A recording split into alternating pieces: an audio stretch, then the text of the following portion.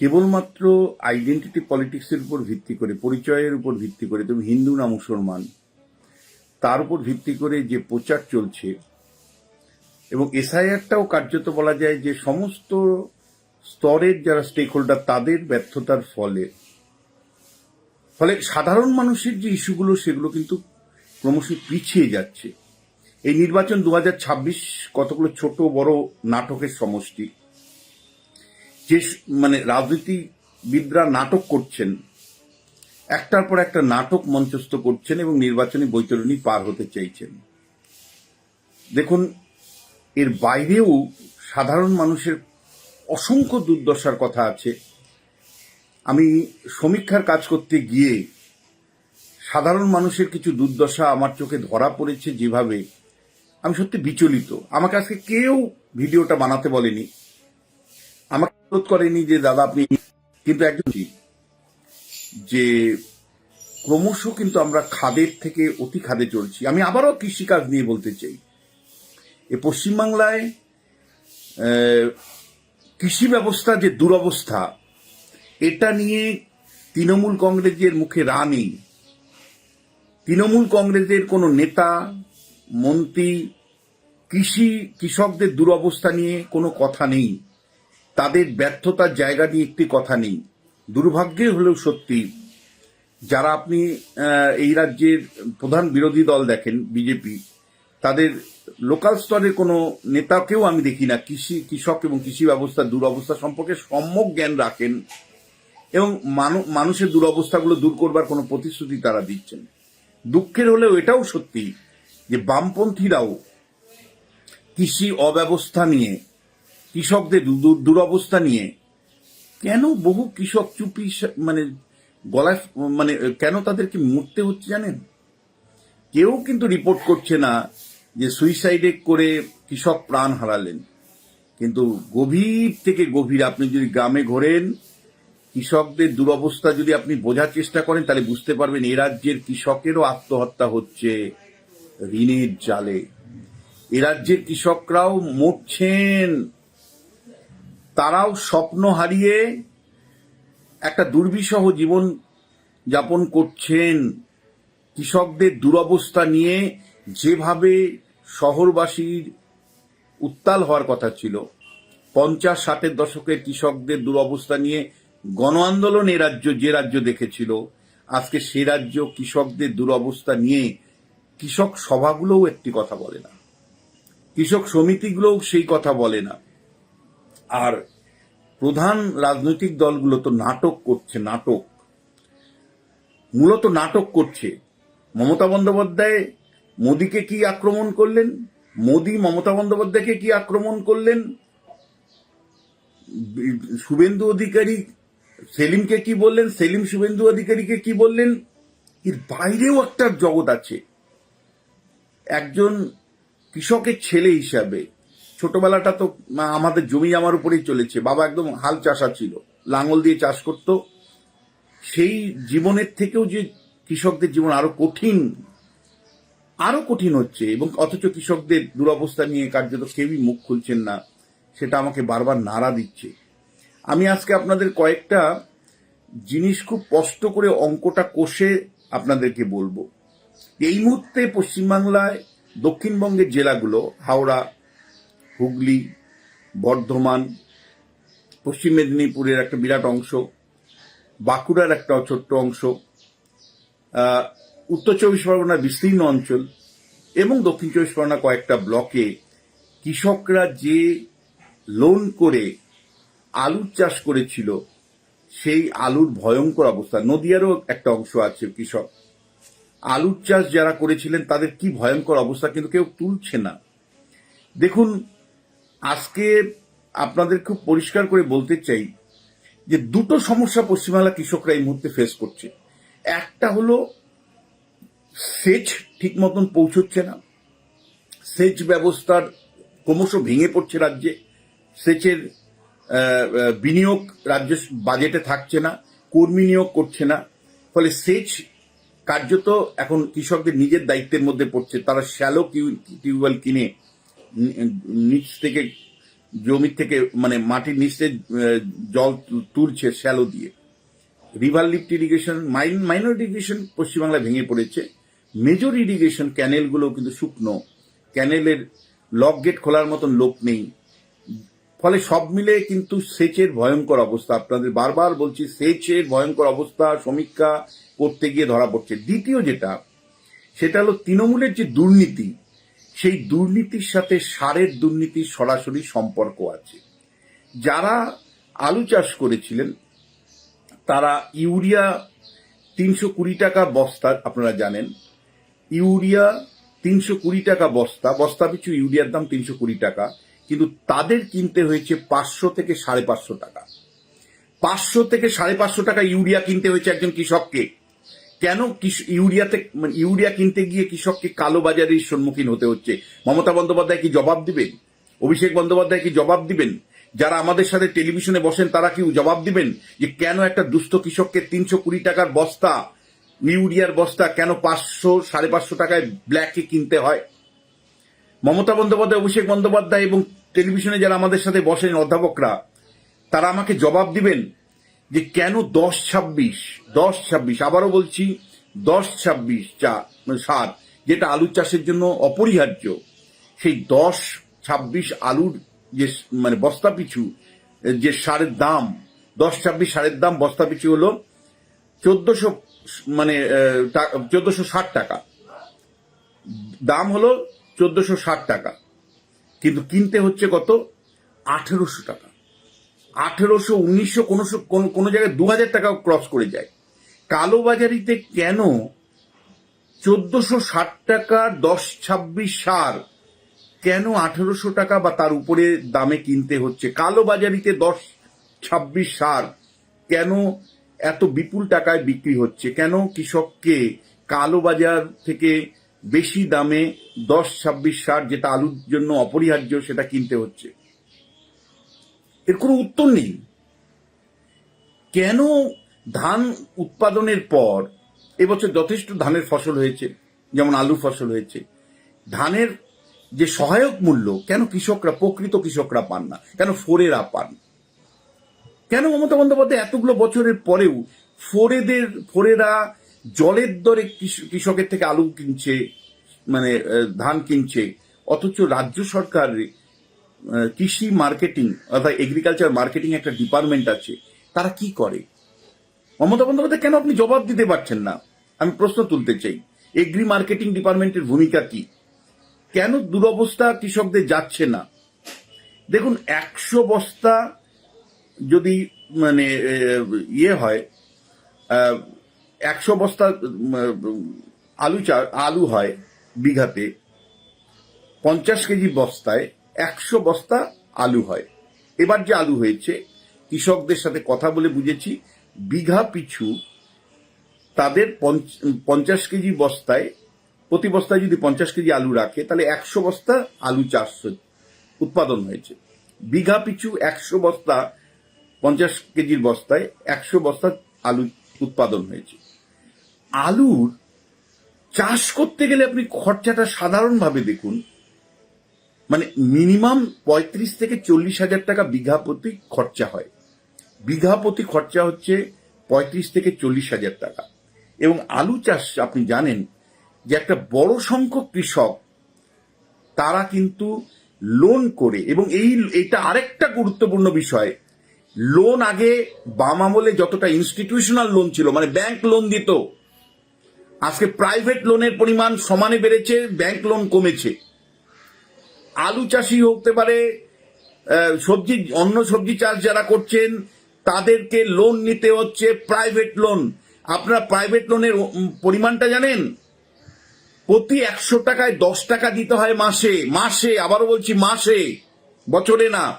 প্রতি 100 টাকা লোন নিলে প্রাইভেট যে ব্যক্তির থেকে ঋণ নিচ্ছে, তাকে 10 টাকা করে সুদ দিতে হয়। তার মানে 110 টাকা হয়ে গেল প্রতি মাসে। আবারও বলছি, বিপুল পরিমাণে ঋণের জালে কৃষক আবদ্ধ হচ্ছে।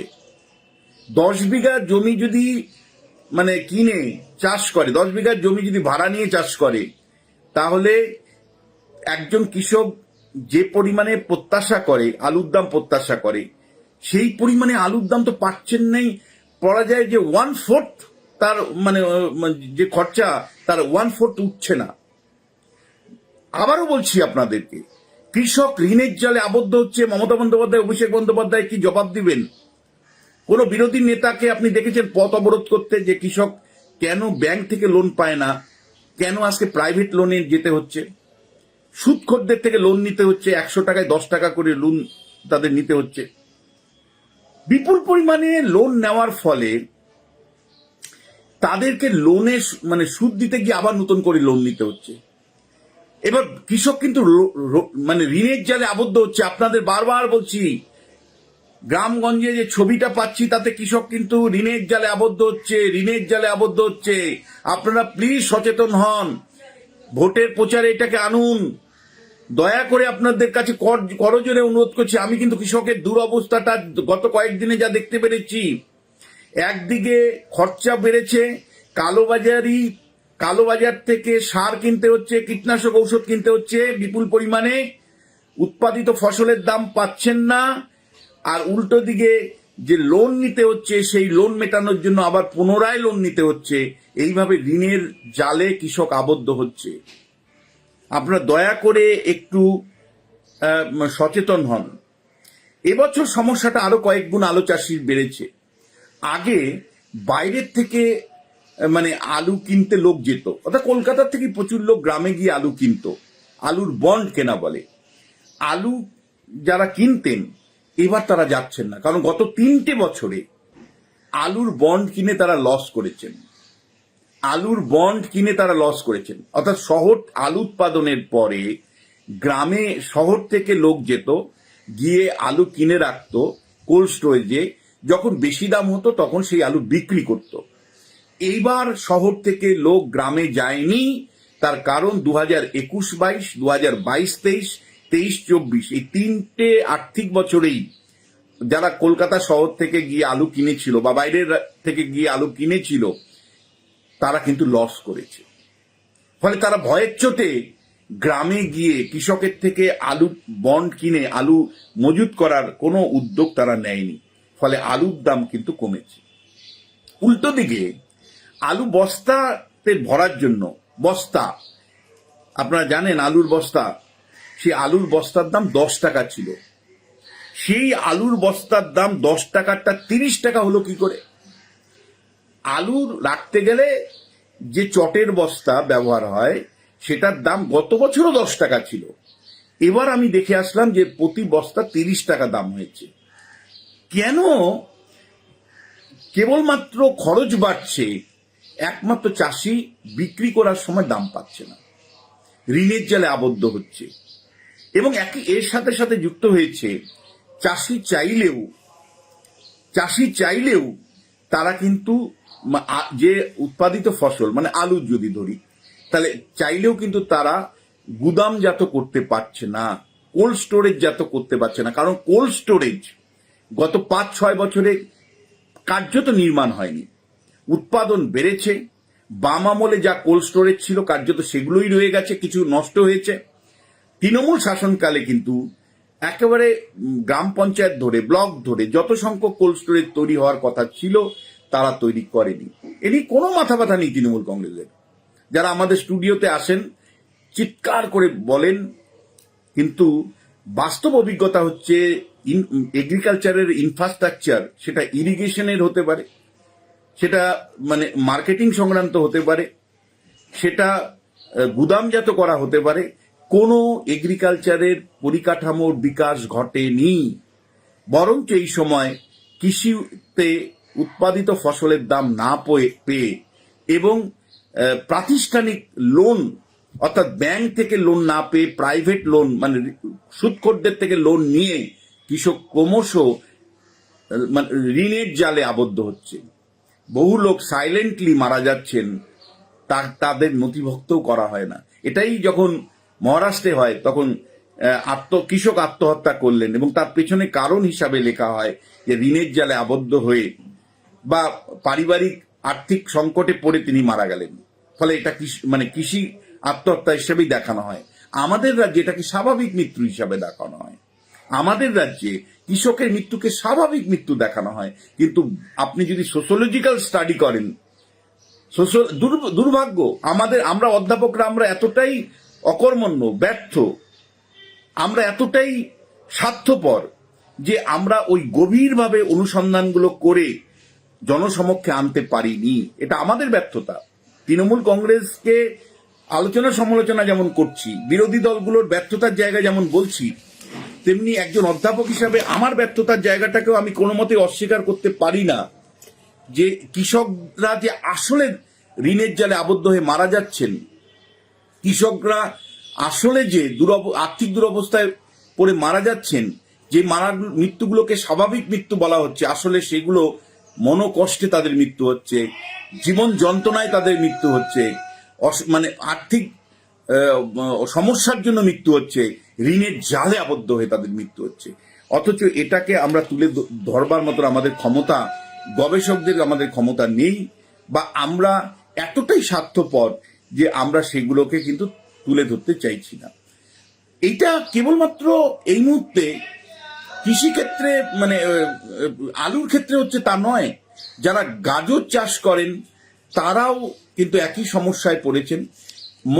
মোটরটা আপনাদেরকে বলি, যা আপনারা জানেন যে মোটর বর্ধমান অঞ্চলের বাঁকুড়াতে, পুরুলিয়াতে থেকে শুরু করে বহু জায়গা থেকে মটর চাষ হয়। গত বছর পর্যন্ত মটর কৃষক মানে ফসল মানে ফলানোর পরে তারা 55 টাকা থেকে 60 টাকা পেয়েছেন কেজি প্রতি। 55 টাকা থেকে 60 টাকা মটর পিছু দাম পেয়েছেন।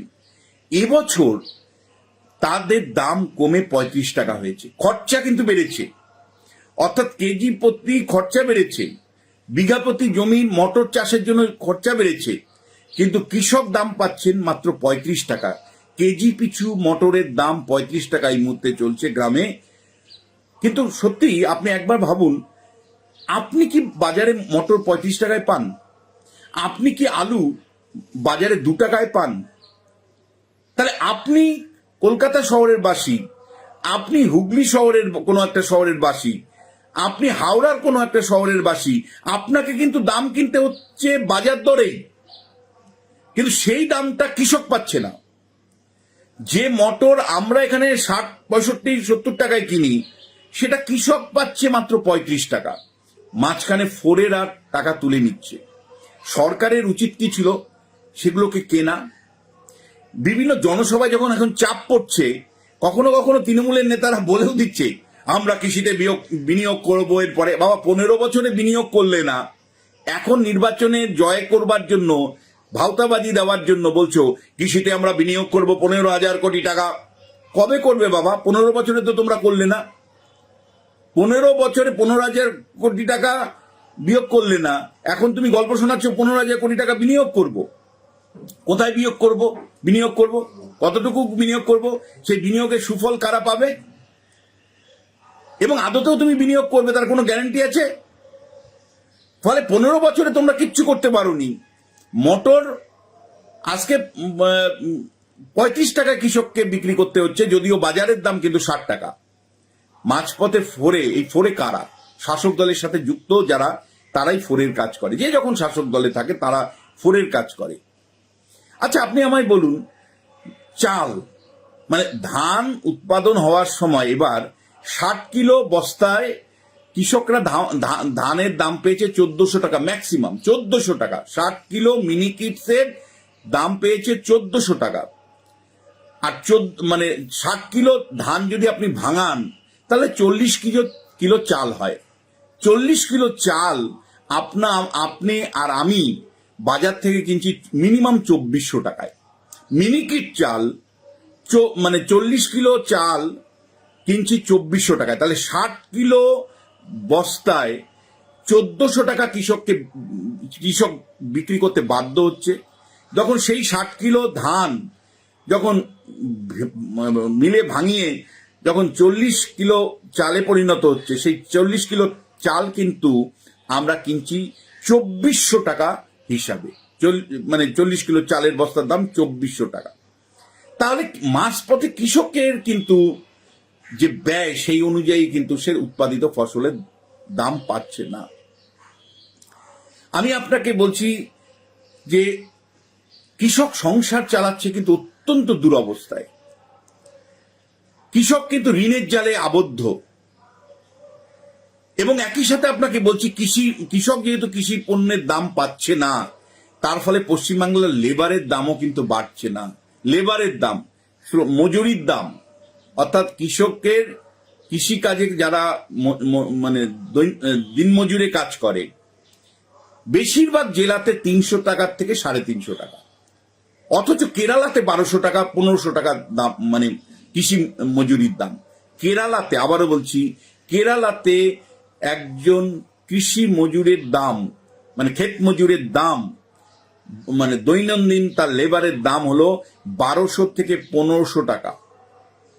আর পশ্চিমবাংলাতে বেশিরভাগ জেলাতে ক্ষেত মজুরের দাম, অর্থাৎ একদিন কাজ করলে সে 300 থেকে 350 টাকা পাচ্ছে।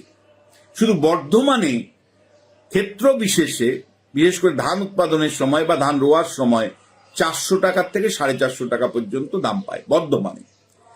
রাজ্যের বাকি জেলাগুলোতে 300 টাকা 350 টাকা ক্ষেত মজুরের দাম। আপনি বলুন, সারা দেশে কৃষক শ্রমিকদের, মানে কৃষি শ্রমিকদের মজুরি বাড়ছে, পশ্চিমবাংলায় বাড়ছে না। এ নিয়ে কয়টা মিটিং হয়েছে, কয়টা জনসচেতনতা হয়েছে, কয়টা মিছিল হয়েছে? তৃণমূল দাবি করছে যে আমরা 2/3 মেজরিটিতে আসবো। বাবা, তোমরা চিরজীবন থাকো, 2/3 মেজরিটি নিয়ে তোমরা ক্ষমতায় আসো, কিন্তু এটা গভর্নেন্স? এটা গভর্নেন্স? এটা কি সুশাসন? এটা এগিয়ে বাংলা, যেখানে কৃষকের দুরবস্থা ভয়ঙ্কর লেভেলে? আমি আপনাকে বলছি, যে দুরবস্থা বর্ণনা রবীন্দ্রনাথ ঠাকুর পল্লী উন্নয়নের আলোচনাতে বলেছিলেন, রবীন্দ্রনাথ ঠাকুরের বর্ণনার থেকেও খারাপ অবস্থা পশ্চিমবাংলার কৃষকদের। পশ্চিমবাংলার দুরবস্থা কেবলমাত্র, মানে কৃষক বন্ধু বলে 5,000 টাকা দিয়ে দিলাম, আর কেন্দ্রীয় সরকার 3 কিস্তিতে 2,000 টাকা 6,000 টাকা দিয়ে দিলাম, দায় সেরে নিলাম। সেচের দায়িত্ব কৃষকের। কালোবাজারের থেকে মানে সার কিনতে হবে কৃষককে। ক্ষেত মজুরের মজুরি বাড়বে না, উৎপাদিত ফসলের দাম পাবে না, ঠিক মতন কোল্ড স্টোরেজ নেই বলে উৎপাদিত ফসল মজুত করতে পারবে না, এগ্রি মার্কেটিং বলে কিছু থাকবে না, কৃষি বিপণন বলে কিছু থাকবে না। ফলে আমি আপনাকে বলছি যে এই নির্বাচনে কতগুলো নাটকের উপর চলছে। নাটকের বাইরেও মানুষের সাধারণ দুরবস্থা, তাদের ক্ষেত্রে যে স্থায়ী সমাধান, স্ট্রাকচারাল প্রবলেম, দেখুন এই প্রবলেমগুলো এমন না যে আজকে আছে কালকে চলে যাবে, এগুলো স্ট্রাকচারাল প্রবলেম। কাঠামোগত কৃষিক্ষেত্রে সমস্যা, তা মেটানোর জন্য মমতা বন্দ্যোপাধ্যায় কতটুকু আন্তরিক, অভিষেক বন্দ্যোপাধ্যায় কতটুকু আন্তরিক, আপনি যদি বলেন মোদী কতটুকু আন্তরিক, আমি সেই প্রশ্নও রাখতে চাই। ফলে সব মিলে রাজ্যের বিরোধী দলগুলো মারা যাওয়ার ফলে কৃষকদের দুরবস্থাকে তুলে ধরবার কোনো উদ্যোগ নেই। আর আমাদের খবরের কাগজগুলো কৃষকদের দুরবস্থা নিয়ে কোনো কলম লেখে না। আমাদের সংবাদ মাধ্যমগুলোও কৃষকের দুরবস্থা নিয়ে একটি কথাও বলতে চায় না। আমাদের যারা সোশ্যাল মিডিয়া, এই যে আমাকে সকাল থেকে অন্তত 100টা সোশ্যাল মিডিয়া ফোন করে, দাদা একটু বাইট দিন, দাদা একটু বলুন, একবারও বলে না যে স্যার আপনি যে ক্ষেত্র সমীক্ষা করছেন কৃষি ব্যবস্থার কি অবস্থা, আপনি কৃষকদের নিয়ে একটু বলুন। একটা মানে চ্যানেল বলে না যে আপনি একটা কৃষি ব্যবস্থা নিয়ে একটা কলম লিখুন, আপনি একটা পোস্ট এডিট লিখুন কৃষি ব্যবস্থা নিয়ে। একটা লোক বলে না, একটা লোক। অথবা মনে করেন বিভিন্ন একাডেমিক যে ডিসকাশন, সেখানেও মমতা কি বলল, অভিষেক কি বলল, মোদী কি বলল, কুণাল ঘোষ কি বলল, দিলীপ ঘোষ কি বলল, একাডেমিক ডিসিপ্লিনে যেখানে আলোচনা হওয়ার কথা। আমার বিরক্ত আসে 2026-এর নির্বাচনে কি হবে বিশ্বনাথবাবু বলুন। আরে নির্বাচনে কি হবে হোক না, মানুষ যাকে ভোট দিবে সে জিতবে, যদি শান্তিপূর্ণভাবে ভোট হয় সে জিতবে। কিন্তু মানুষের স্থায়ী দুরবস্থাগুলো সমাধান কিছুতেই কিছু করা যাবে না, কিছুই হবে না। শুধুমাত্র গল্প শোনাবো। আমি কর্ণাটকের 10টা জেলা ঘুরে এসেছি, গ্রামীণ জেলা। কৃষকদের এই দুরবস্থা তো আমি কর্ণাটকে এতটা দুরবস্থা দেখিনি। একটা গ্রামে একটা খড়ের বাড়ি দেখিনি। গ্রামের পর গ্রাম, দাদা আপনাদেরকে বলছি প্লিজ, আপনারা আমার কথা অনুসারে কয়েকটা গ্রামে ঘুরুন। গ্রামের পর গ্রাম টালির বাড়ি, ভাঙা বাড়ি। কোথায় বাংলা আবাস যোজনা? কোথায় প্রধানমন্ত্রী গৃহ যোজনা? বাড়ির পর মানে বাড়ি হলো টালির বাড়ি, গরিব মানুষের বাস, কৃষি শ্রমিকের বাস। তারা স্বপ্ন দেখেন না। তারা, আমার বাবা কৃষক ছিলেন, স্বপ্ন দেখতেন যে আমার ছেলেপেলেগুলো আরেকটু বেটার লাইফ পাবে। আজকে কৃষক স্বপ্ন দেখা ভুলে গেছে। তারা জানে আরো দুরবস্থা কত বাড়বে। তারা জানে আমার ছেলে মেয়েকে কর্ণাটকে পাঠিয়ে দিতে হবে, আমার ছেলে মেয়েকে গুজরাটে পাঠিয়ে দিতে হবে, কেরালায় পাঠিয়ে দিতে হবে, সেখানে তারা শ্রমিকের কাজ করবে। তারা মানসিকভাবে তৈরি। বিশ্বাস করুন, 100টা লোককে যদি আপনি গ্রামে সমীক্ষার কাজ করেন, 100টা লোকই বলে পড়াশোনা করে কি হবে, চাকরি বাকরি তো কিচ্ছু নেই, কাজকর্ম তো এই রাজ্যে কিচ্ছু নেই, সেই তো কাজ মানে বাইরে গিয়ে কাজ করতে হবে, তাই ছেলে মেয়েকে বাইরে বাইরে পাঠিয়ে দিব। কোথায় পাঠাবেন? কেউ বলছে গুজরাটে, কেউ বলছে দিল্লিতে, কেউ বলছে কেরালাতে, কেউ বলছে কর্ণাটকে। এই ছবি কত কত দেখবো আমরা। এই ইস্যুগুলো আসবে না? এই যে পথসভাগুলো তৃণমূল কংগ্রেস করে, বিজেপি করে, কতটুকু কৃষকের দুরবস্থা নিয়ে তারা কথা বলেন? কষ্ট হয়, দুঃখ হয়। আমিও মেন মিডিয়াতে বলতে পারি না, বহু জায়গাতে অন্য মিডিয়াতে মানে এই যে যারা আমার ইন্টারভিউ নিতে আসে, একবারের জন্য জিজ্ঞেস করে না যে সমীক্ষার কাজ করতে গিয়ে আপনার গ্রামীণ এলাকার অভিজ্ঞতা কি। ফলে আমাদের অন্ধকার আদতেও ঘুচবে এই প্রত্যাশা আমার একেবারেই নেই। বৃদ্ধ হয়ে গেছি, এরপরে আর কয়দিন গ্রামে যেতে পারবো আমি জানি না, কিন্তু যতদিন যাচ্ছি তত কিন্তু অন্ধকার দেখতে পাচ্ছি।